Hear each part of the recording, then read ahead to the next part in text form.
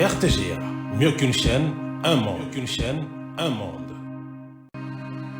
RTGA, mieux qu'une chaîne, un monde. RTGA.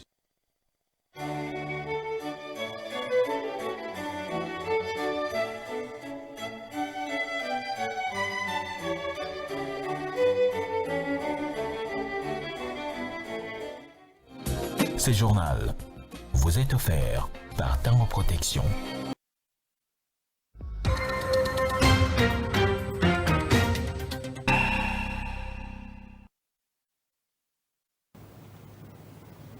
Nouveau lundi, nouvelle édition d'information. Bienvenue, madame, messieurs, à ces soirs actualités sur la RTGA Aude. Voici sans plus tarder les grands titres au sommaire de ces journaux.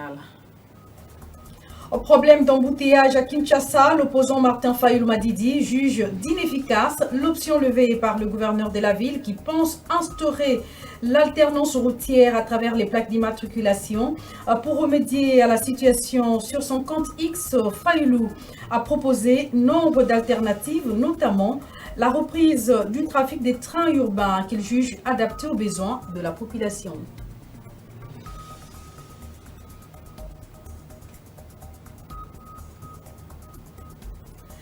Ce 19 mai est consacré à la journée mondiale du fair play par les Nations Unies, une façon de promouvoir quelques disciplines qui contribuent au bien-être de l'homme, à l'instar du sport. Voilà tout pour les titres de cette grande édition d'information.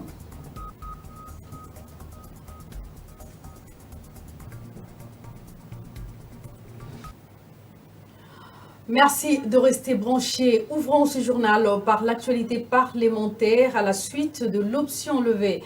Lors de la dernière plénière, la commission spéciale du Sénat chargée d'examiner en profondeur le réquisitoire de l'auditeur général des forces armées de la République démocratique du Congo qui sollicite la levée des immunités de Joseph Kabila et des poursuites judiciaires contre ce dernier s'est mise au travail. Cette commission, dirigée par l'ancien chef de la diplomatie congolaise, Christophe Lutundula, dispose de 72 heures à dater de ce lundi 19 mai 2025 pour soumettre son rapport à l'Assemblée plénière. A auditionné ce jour le lieutenant général Lucien René Likulia Bakumi, auditeur général après la Cour militaire de la République démocratique du Congo. La commission spéciale n'exclut pas aussi la possibilité d'auditionner Joseph Kabila, l'ancien président. Et au sujet du procès Boukangalonzo, le prononcé de la Cour constitutionnelle est attendu ce mardi 20 mai 2025, ce après le rapport de ce verdict vendredi dernier par la Cour constitutionnelle siégeant en matière répressive sur le dossier du parc agro-industriel de Boukangalonzo, un éléphant blanc qui a échappé aux Congolais. Le gouvernement burundais a interdit l'entrée sur son territoire à plusieurs ressortissants congolais munis de documents de voyage émis par les autorités de l'Alliance du fleuve Congo AFC et du mouvement armé M23 qu'il qualifie d'illégitime. Une notification signée par le commissariat aéroportuaire du commissariat général des migrations consulté ce lundi 19 mai confirme cette décision. Les filles et fils du Nord et du Sud Kivu, meurtris par la guerre d'agression rwandaise, viennent de bénéficier d'une assistance du député national Patrick Mouniomo, élu de Goma. À Beni comme à Butembo, sa générosité considérée comme une consolation a été saluée par les bénéficiaires. L'élu de Goma a aussi offert un bus au cadre de l'Union sacrée pour faciliter leur mobilité. Suzy Marie. Dans une mission d'itinérance pour consoler les déplacés du Nord et Sud Kivu, Patrick Mouniomo, député national élu de Goma, a tenu à ravitailler ses frères et sœurs en vivre et non-vivre pour compatir aux difficultés qu'ils rencontrent depuis que leurs entités ont été agressées par les troupes rwandaises. Notre présence ici à Beni d'abord et demain, ça sera à Butembo. C'est juste pour compatir avec et nos populations qui ont fui la guerre au niveau du sud Kivu. Je voulais parler de Bukavu, mais aussi ici au nord Kivu. Dans sa gibecière, l'élu de Goma a apporté une assistance de 1000 sacs de farine, 25 tonnes de riz blanc, 25 tonnes de sacs de semoule, sacs de manioc, 500 sacs d'haricots, ainsi que 70 vaches. Certaines femmes ont exprimé leur gratitude envers lui ainsi qu'envers le chef de l'État pour son engagement en faveur d'une paix durable dans leur localité. L'élu de Goma a aussi octroyé aux membres de l'Union sacrée de la province du Nord Kivu, se trouvant à Béni, un grand bus pour faciliter leur mobilité. Nous lui avons présenté aussi les difficultés qu'elle traverse l'Union sacrée de la ville de Béni. Et à cette difficulté, il a réagi convenablement par rapport à ses moyens et il nous a promis de nous acheter un bis pour les déplacements, pour faciliter les déplacements des cadres de l'Union sacrée de la ville de Béni. Patrick Mounyomo, élu de Goma, était accompagné de ses collègues Elvis Kiaya et Janine Mapera, élus respectivement de la ville de Béni et du territoire de Lubero. Il y a un mois, Patrick Mounyomo avait également remis une enveloppe de 100 000 $ aux déplacés du Nord Kivu installés dans la capitale congolaise. Au Kasaï central, près de 150 enquêteurs sont à l'école du savoir. Ils sont formés par le Fonds national des réparations des victimes de violences sexuelles liées au conflit et des victimes des crimes contre la paix et la sécurité de l'humanité, FONAREV, sur comment procéder à l'identification des victimes des crimes contre la paix et la sécurité de l'humanité. Et ces assises de 7 jours se tiennent dans la salle Ambroise Kamukuni du barreau de Kananga. Soleil Ntumba Moufika nous fait le point sur place. Cette formation de 7 jours réunit 130 enquêteurs qui seront chargés d'identifier les victimes des crimes contre la paix et la sécurité de l'humanité au Kasaï central. Celle-ci est organisée par les Fonds nationaux des réparations des victimes FONAREV. La formation vise à outiller ces enquêteurs sur comment procéder à relever les données nécessaires dans tous les 5 territoires du Kasaï central où se trouvent les victimes. Miran Moulumba, coordonnateur régional du FONAREV Grand Kasaï, parle ici des objectifs. La formation, comme vous le savez exactement, que la direction générale qui dirige le DG Patrick Fata a lancé la campagne, la campagne de la formation des enquêteurs, appelés communément les agents d'identification des victimes. C'est vrai que nos victimes doivent recevoir dans les jours à venir des mesures réparatrices, collectives et individuelles, mais avant cette étape, il a été précédé un processus d'identification. Et le processus d'identification est tributaire à une formation pour outiller les agents d'identification qui seront bientôt sur terrain, qui feront un travail optimal selon les attentes et les orientations que le FONAREV va devoir donner. C'était également une occasion pour lui d'éclairer sur les contextes sociopolitiques ayant engendré ces conflits dévastateurs. Raison pour laquelle, toujours dans cette même philosophie, le chef a recruté la majorité. Ce que vous avez vu lorsque vous avez visualisé la vidéo, vous verrez que la majorité, c'était des petites filles, des petits enfants qui étaient devant et les adultes étaient derrière. Les 12 avril, donc fait d'abord la première attaque de la milice communale pour diriger contre le village de son rival, parce que je ne voulais pas entrer dans le détail. Pour de temps, son rival que vous comptez bien, M. Tenda, par la suite, la milice a attaqué les symboles de l'État sur le territoire de l'Ibaï. Les efforts des auteurs politiques pour trouver une solution. Vous avez vu hier, il y avait les honorables. Il convient de rappeler que cette formation a débuté samedi 17 mai 2025 dans la salle professeur Ambroise Kamukuni du barreau du Kasaï central à Kananga et se déroulera sur une période totale de 7 jours. Et puis le vice-premier ministre, ministre en charge de l'Intérieur, Jacquemin Chabani-Louko, a présidé la réunion ministérielle du Conseil de paix et de sécurité de l'Afrique centrale. Le forum visera une application concertée pour la restauration de la paix dans les espaces transfrontaliers fragilisés. C'est ce que nous dit Souziki Biromari dans ce commentaire. À Brazzaville, en mission officielle, le vice-premier ministre, ministre de l'Intérieur, à Sécurité, Décentralisation et Affaires coutumières, Jacquemin Chabani-Louko, a présidé la réunion ministérielle du COPAX, Conseil de paix et sécurité de l'Afrique centrale, préparatoire à la 26e session ordinaire de la conférence des chefs d'État et des gouvernements de la communauté économique des États de l'Afrique centrale. À l'ordre du jour, plusieurs points, notamment la présentation du rapport des travaux, l'examen des recommandations issues du segment des chefs d'état-major général, directeurs de la police, de la gendarmerie et hauts responsables des ministères en charge de la sécurité des États membres du COPAX et l'adoption du rapport final des travaux.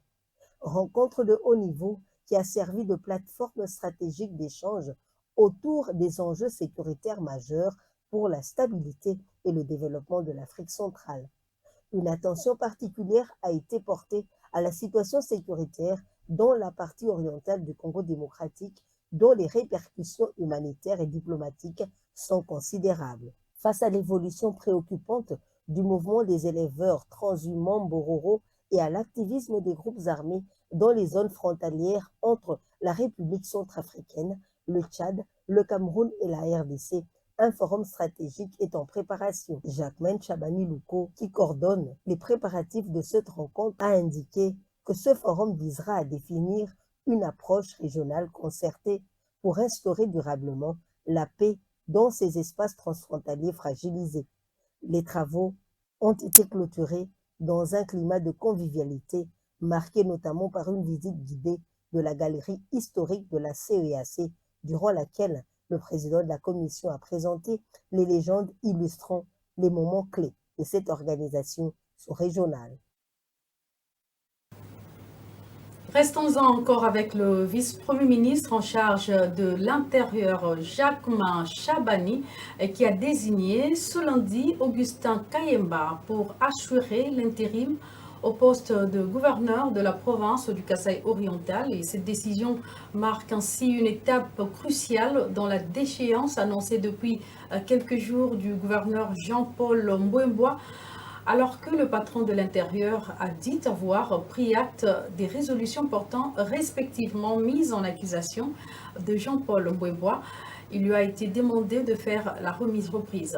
Réputé démissionnaire depuis sa mise en accusation par l'Assemblée provinciale, le gouverneur Mbouembois est accusé d'opacité de gestion et de détournement des fonds envoyés par le gouvernement central pour des investissements dans la province. Au Maniema, Dr Kibungi Mutanga Jr. a pris ce lundi 19 mai 2025 possession de son cabinet depuis son élection à la tête de l'organe délibérant de la province. Le 12 mai 2025, le nouveau speaker de l'Assemblée provinciale du Maniema a eu la première entrevue avec les membres du bureau dans l'avant-midi de ce lundi dans son nouveau cabinet de travail pour édicter la nouvelle méthodologie de travail. Suivez ce reportage de Roger Bolindanzenga, correspondant RTGA sur place à Goma. L'honorable docteur Kibungi Mutanga Jr., ancien questeur de l'Assemblée provinciale du Maniema, qui a été élu à 100% président de cette première institution de la province, a pris possession de son nouveau poste, celui du président, ce lundi 19 mai 2025. Aussitôt entré dans son cabinet, le nouveau speaker de l'organe délibérant a eu la première entrevue avec le membre du bureau pour tracer la méthodologie du travail en rapport avec son discours prononcé les jours de son élection au perchoir de l'Assemblée provinciale, à savoir la transparence dans les modes de gestion, les bons encadrements du personnel administratif et surtout la franche collaboration entre les deux institutions, à savoir l'exécutif provincial et l'Assemblée, dont il est désormais le président du CERN. Bref, il réitère le vœu de travailler avec tout le monde pour redorer l'image de marque et de l'organe délibérant. C'est confié à la presse, l'honorable docteur Kibungi Mutanga Jr. s'est réservé de tout commentaire. Toutefois, il a lâché en 2 phrases ce petit speech. Merci. Sinon, nous commençons les travaux aujourd'hui. Les restes, on va partager. Je l'ai annoncé en titre, l'opposant Martin Fayoulou critique déjà le système d'alternance routière à partir de numéros de plaques d'immatriculation que voudrait instaurer le gouverneur de Kinshasa pour juguler les embouteillages. Sur son compte X, le leader de l'Amouka ne croit pas à l'efficacité de ces systèmes que tente d'instaurer Daniel Bumba. Il est temps de faire preuve de courage politique, a-t-il dit, installer des feux de circulation fonctionnels, former et discipliner les policiers, réguler les grands ronds-points et carrefours, réhabiliter les infrastructures existantes, en construire de nouvelles et surtout remettre en service les lignes de trains urbains, propose-t-il. En santé, 10 millions de personnes sont atteintes de maladies inflammatoires chroniques de l'intestin qui concernent de nombreux malades, mais aussi leurs proches. Ce 19 mai 2025, le slogan qui accompagne la Journée mondiale des maladies inflammatoires chroniques de l'intestin est « Allégeons le fardeau psychologique et émotionnel de MICI ». D'ici 2030, on estime donc, selon les spécialistes de ces maladies, à 400 000 personnes atteintes de ces infections. Suzy Marie.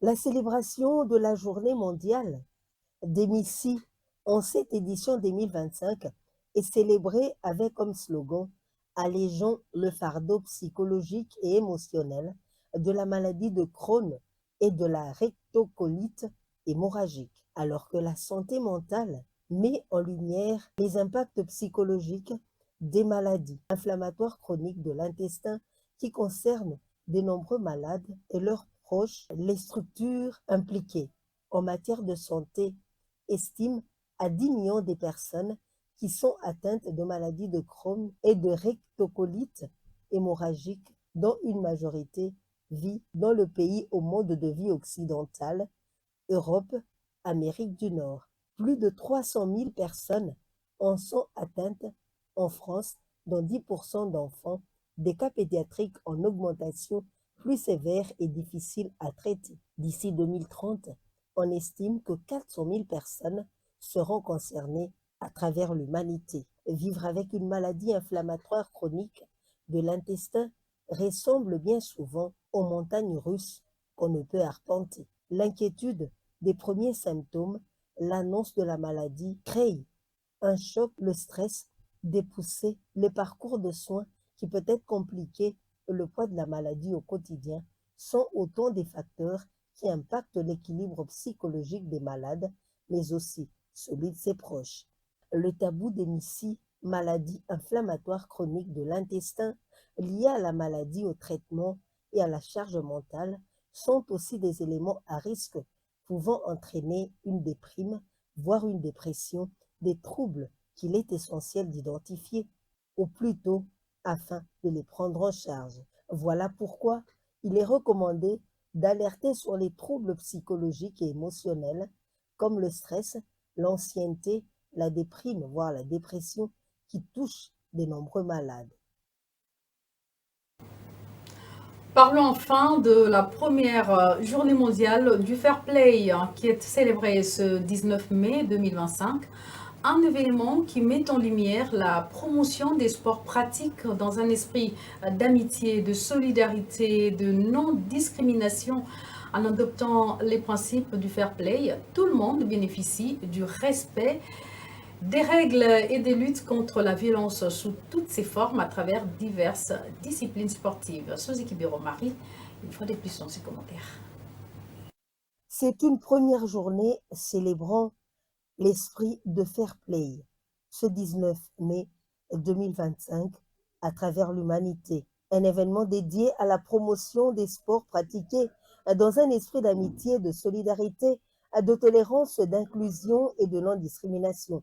Le fair play favorise le respect mutuel entre les participants en nous apprenant à nous apprécier et à nous honorer les uns les autres. Il promeut l'égalité comme des trains urbains qu'il juge adaptés aux besoins de la population. Enfin, ce 19 mai est consacré à la Journée mondiale du Fair Play par les Nations Unies, une façon de promouvoir quelques disciplines qui contribuent au bien-être de l'homme. À l'instar du sport, c'était tout pour l'essentiel.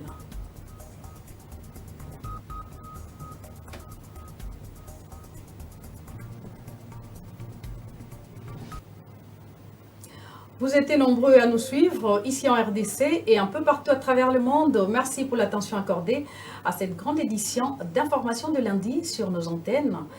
Restez toujours branchés à nos programmes et à très vite.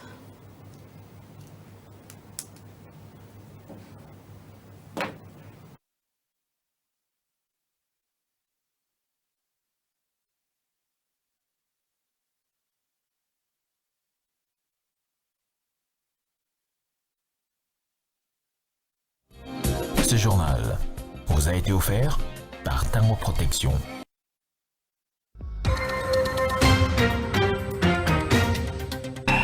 Chaîne, un monde. RTGA, mieux qu'une chaîne, un monde. RTGA, mieux qu'une chaîne, un monde. RTGA, mieux qu'une